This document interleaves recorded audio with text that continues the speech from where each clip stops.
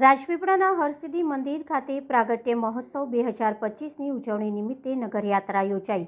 રાજપીપળા ખાતે આવેલ માં હરસિદ્ધિ મંદિર ખાતે તારીખ 16 અને 17 બે દિવસ પ્રાગટ્ય મહોત્સવનું ભારે ઉલ્લાસથી આયોજન કરવામાં આવ્યું છે। આજરોજ રવિવારે હરસિદ્ધિ માતાજીની મંદિરથી માતાજીની નગરયાત્રા રાજપીપળા નગરમાં નીકળી હતી, જેમાં મોટી સંખ્યામાં ભાવિ ભક્તો જોડાયા હતા। આવતીકાલે માતાજીના પ્રાગટ્ય દિવસ એટલે કે ફાગણ વદ ત્રીજના દિવસે માં હરસિદ્ધિના પ્રાગટ્ય કોયલા ડુંગર ખાતે થયું હતું, જેની સમગ્ર ગુજરાતમાં ઉજવણી થઈ રહી છે। ગુજરાતમાં આવેલા દરેક જિલ્લામાં જ્યાં માં હરસિદ્ધિજીનું મંદિર હશે ત્યાં આ પ્રાગટ્ય મહોત્સવ ઉજવવામાં આવી રહ્યો છે। રાજપીપળા ખાતે આવેલા માં હરસિદ્ધિ મંદિર ખાતે પણ પ્રાગટ્ય મહોત્સવ સતત ત્રીજા વર્ષે ઉજવાઈ રહ્યો છે, જેના ભાગરૂપે અનેક રૂડા આયોજન કરવામાં આવ્યા છે। રવિવારે માતાજીના અન્નકૂટ દર્શન, નગરયાત્રા અને સોમવારે નવચંડી યજ્ઞ, મહાઆરતી, મહાપ્રસાદી અને ગરબાનું ભવ્ય આયોજન કરવામાં આવ્યું છે। 20,000થી વધુ ભક્તો માટે મહાપ્રસાદીનું આયોજન પણ કરવામાં આવ્યું છે।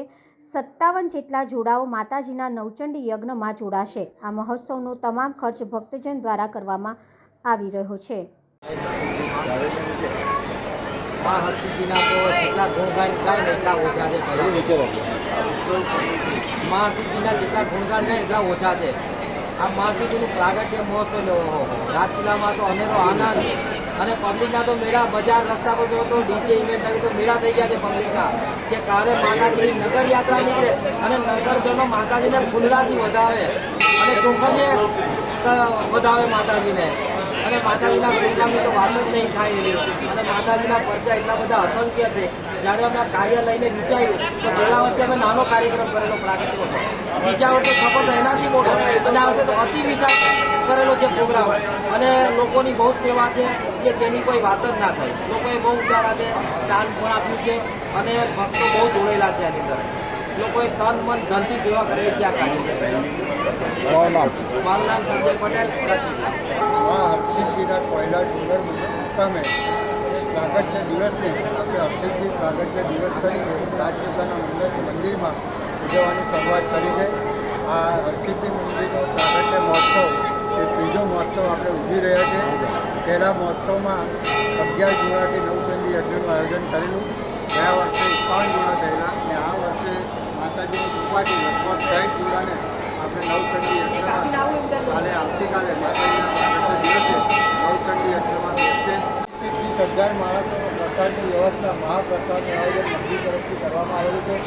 ખૂબ સુંદર, હજારોની સંખ્યામાં ભક્તો અવિરત સવારથી માતાજીના દર્શનનો લાભ લઈ રહ્યા છે। ખૂબ સુંદર માતાજીની નગરયાત્રા થઈ છે, જેમાં લાખોની સંખ્યામાં ભક્તો ભેગા થયા છે। મંડળો તરફથી ઠેર ઠેર આ ઠંડા પીણાની, આઈસ્ક્રીમની અલગ અલગ વ્યવસ્થાઓ ગોઠવવામાં આવી છે। ઠેર ઠેર માતાજીનું પૂજન અર્ચન ખૂબ સુંદર આયોજન થયું છે, અને સતત 2 દિવસ સુધી માતાજીના પ્રસાદીનું ખૂબ સુંદર આયોજન મંદિર ટ્રસ્ટ તરફથી કરવામાં આવ્યું છે।